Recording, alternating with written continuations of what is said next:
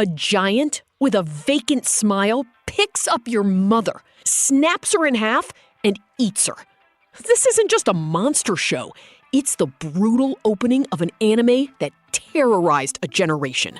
Welcome to Attack on Titan. Forget the typical shonen hero's journey. Attack on Titan opens with humanity's absolute crushing defeat. In the first episode, we don't meet a kid with a dream. We watch civilization's last defense crumble in minutes. The show establishes its tone with shocking brutality, making it clear that no one is safe. This isn't about becoming the strongest, it's about desperate survival against a grotesque, incomprehensible force.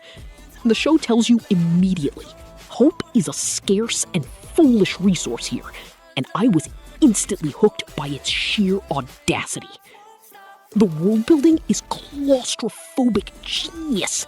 Humanity lives inside 3 concentric walls, Maria, Rose, and Sina, like birds in a cage, a central theme of fragile safety. Military factions and a secretive government create constant, simmering tension long before any Titan appears. This world feels vast in its mystery, yet suffocatingly small, a perfect pressure cooker for the story. The setting isn't just a backdrop, it's an active participant in the horror, trapping everyone inside with their fears, their secrets, and their enemies. Eren Jaeger isn't your typical hero. He's fueled by pure, incandescent rage. After his mother's death, his entire being condenses into one goal: kill all Titans. This makes him powerful, but also dangerously reckless, and honestly, hard to root for at times. But that's the point. He isn't a hero you're meant to admire blindly. He's a traumatized child soldier, a living weapon of vengeance. And that makes his journey far more compelling and absolutely terrifying to witness. He's a protagonist defined by his trauma, not his dreams. Eren doesn't carry the show alone. Mikasa and Armin are perfect foils. Mikasa, a quiet prodigy driven by a desperate need to protect Eren, and Armin, the physically weak but brilliant strategist. They represent skill and intellect against Eren's raw rage, forming a classic power trio. The show also makes you care about the wider 104th Corps, giving characters like Jean, Sasha, and Connie distinct personalities. This only makes it hurt that much more when the show inevitably begins to kill them off one by one without mercy. The spectacle is legendary. The animation of the omnidirectional mobility gear is breathtaking, creating a sense of dizzying speed and acrobatic violence that's still iconic. But the true genius is in the horror. The Titans are terrifying, with their goofy smiles and disproportionate bodies creating a deep sense of uncanny dread. The Battle of Trost is a masterclass in despair, as we watch terrified cadets get swatted from the air and devoured.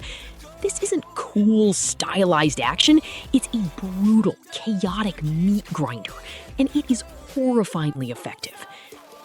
Just when you think you know the rules, the show flips the board. Eren gets eaten. I remember staring at my screen in disbelief. The main character? Dead in episode 5?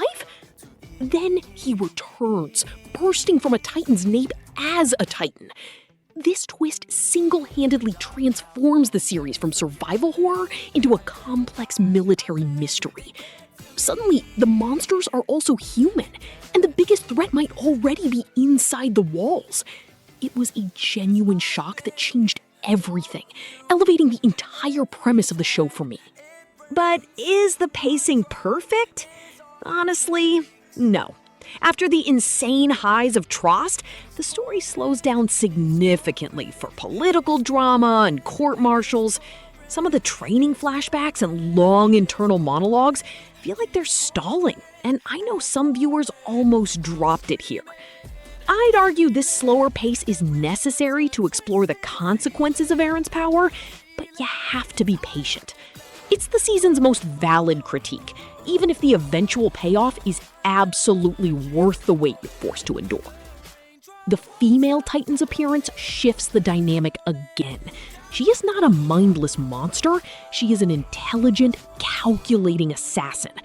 The sequence where she relentlessly hunts the Survey Corps through the forest is one of the most tense things in animation. You feel the squad's terror as she systematically dismantles their formations with brutal efficiency. She's not just a threat, she's a nemesis with a clear objective. This makes the fight terrifyingly personal, and it's where the season's action truly peaks for me. Beyond the horror, Season 1 is fundamentally a mystery. The question of what's in the basement hangs over every episode. But smaller questions pile up. Why can some people turn into Titans? Who are the armored and colossal Titans? The show masterfully doles out just enough information to keep you guessing without easy answers. This narrative hook is just as powerful as the action, planting seeds of conspiracy and betrayal that pull you into the next season, desperate for some kind of resolution. Attack on Titan's first season is a landmark achievement. It's a brutal, relentless, and emotionally devastating experience that grabs you by the throat and never lets go. While its pacing can be uneven, its incredible world building and game-changing plot twists set a new standard for mainstream anime. It's not just a show about fighting monsters, it's a story about humanity's will to survive in a world that wants it dead. It's an absolute must-watch, but be warned, it will leave a mark. That's my take on the season that started it all. Thanks so much for watching. If you enjoyed this breakdown, a like and a subscription to Top Screen Tales would be amazing. I'm really curious to hear your thoughts, so leave a comment below with your first impressions of Attack on Titan. And let me know, what film, anime, or series should I tackle next?